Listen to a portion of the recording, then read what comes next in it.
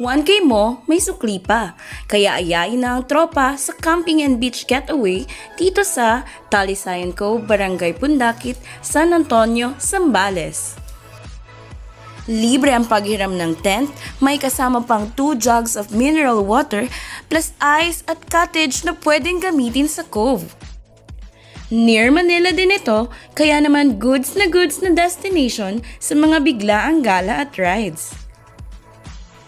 Napaka-serene ng feels, ash white sand at mala swimming pool waters na talaga namang super ganda.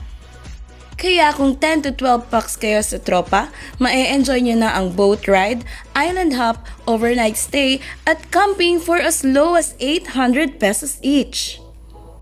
Hindi mo problemahin ng CR at hugasan dahil malinis at maintained ang area.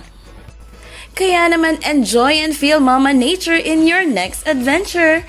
Till next gala, samahan niyo kaming maligaw. Ciao!